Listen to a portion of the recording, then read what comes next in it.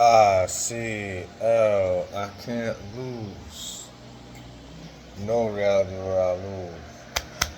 Ever.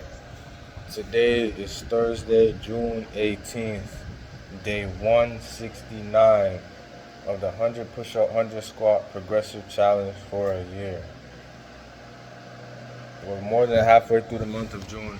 We're doing 150 push up, 150 squat every single day for this month. Then in July, we're gonna do 160 push up, 160 squat every single day. Let's go. I could do this. You can't do this. If you think you can, try it and let me know. I've never felt happier about UFC results than I've felt dumber about. I'm supposed to be the fucking MMA guru, dude.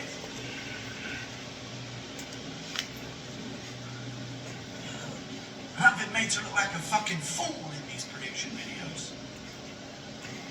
And I just know, because this is how it always fucking works, dude.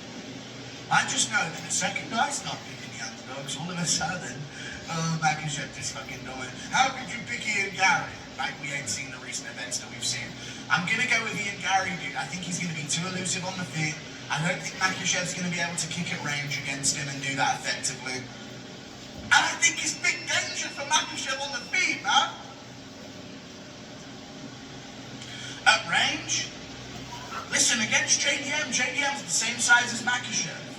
Maybe a slight bit taller than him, but they're about the same frame, same size. Makhachev went to the legs of JDM, knowing that he was going to have that stance. And we've seen that, JDM's low kick defense isn't what it's all cracked up to be. So that was kind of like in hindsight now we know when it comes to Makhachev against JDM. And he had been taken down by Gilbert Burns, but he had a broken arm, but all good. We don't see Ian Gary spending too much time on bottom position, and if he does, he survives and he makes the adjustments the next round. 5 rounds, maybe that they're putting on. And I'll just double check real quick. 324, no. 325, no. Has there been any women's main events yet of a fight night card? Dude, they're treating Paramount so well. ESPN's probably pissed looking back at it. No women's title fight on 326. They did do... No, Lemos Robertson ended up getting switched out for Emmett versus Vallejos. So that was never the main event. It was Emmett versus Vallejos. It was... This Google was just glitching by telling me the co-main's the main. They haven't had a single women's main event this year, and no women's title has been on the line this year at all. And we're going to be in August? Why did nobody tell me I was in Fairy Tale World? Why did nobody alert me that I should be more grateful for this time that I'm not even noticing it's happening? Fiziev, Torres, Kat Horiguchi, we'll get to those predictions soon. McGregor, so-and-so. They're going to find the main event for Oklahoma City, then icLAAo Roundtree. Dude, did the UFC get fucking... Am I running the show? Have they been just catching me sleep talking about my UFC dreams? To dig into his love life, but we aren't. Instead, we will focus on his character as a whole and how the viewer's perceptions of him may change through the series. At the beginning of the series, it's very easy to view him as a maverick type who was devoted to the cause. He would ignore protocol, he would go outside the chain of command, he would do whatever he thought needed to be done, and was willing to get exiled to the docks to do so. Sure, he came to wrong conclusions about some things, but who doesn't? After all, everyone is wrong sometimes. However, as the series progresses, we see more of McNulty. And the more of McNulty we see, the more we realize that Landsman was right about it. Jimmy is an addict, sir. What's he addicted to? Himself. In that light, many of the things that used to seem cavalier about him start looking reckless, and by the time he is faking serial killers in Season 5, he just seems weird. This brings us to the next cop we are going to evaluate, Lester Freeman. According to Robert Greene, the best disguise is a boring, bland exterior, which Freeman certainly has with his dollhouse furniture making. And the best smokescreen is facial expression, and Freeman has an excellent poker face.